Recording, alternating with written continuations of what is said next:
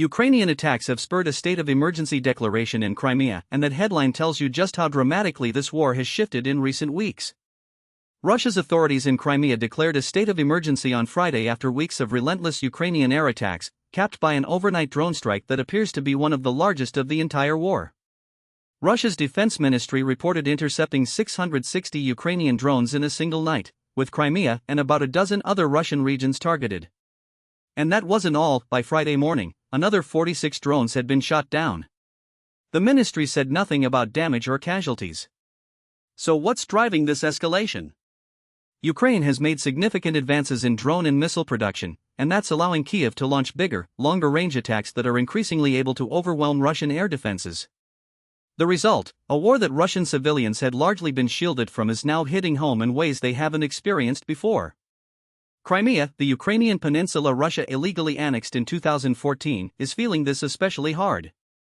Gas stations have run out of fuel, with local officials banning sales last Sunday. Summer camps have been cancelled. Children have been evacuated. Rolling power outages are disrupting water supplies across the territory.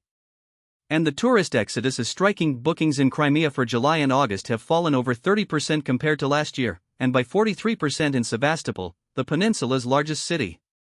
On Friday, thousands of cars were lined up trying to leave Crimea via the bridge to the Russian mainland, while the other side sat empty, no one waiting to get in. The state of emergency, announced by Crimea's Russian-appointed leader Sergei Aksyonov, is designed to streamline emergency finances and allow officials to fast-track spending without going through public tenders. Aksyonov was quick to add that it would not impose any curfews or restrictions on everyday citizens. But legally, it does give authorities expanded powers, including coordinating civilian evacuations. It sits one step below a full federal state of emergency, which would unlock an even more robust government response. This is all happening against a backdrop that is deeply uncomfortable for Vladimir Putin. He has long held up the annexation of Crimea as one of his signature achievements, describing it as central to Russia's identity. But the attacks are visibly eroding his ability to keep Russian society insulated from the war's consequences. His approval rating has now hit its lowest point since the 2022 invasion, according to a survey by the Russian state-affiliated pollster FOM published Friday.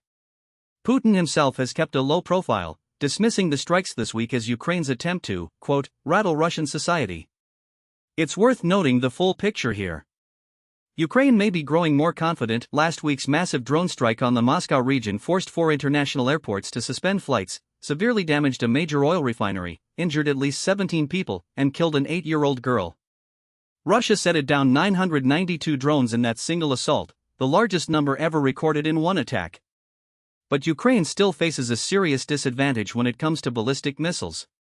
Russia's ballistic missile barrages carry far larger payloads than drones and are much harder to intercept, and they devastated Ukraine's energy grid over the past winter.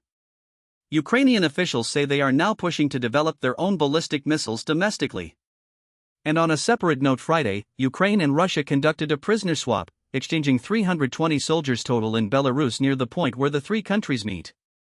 The state of emergency in Crimea is a stark symbol of how much the calculus of this war has changed, and a sign that Ukraine's drone campaign is doing exactly what Kyiv intended, making the cost of this war impossible to ignore.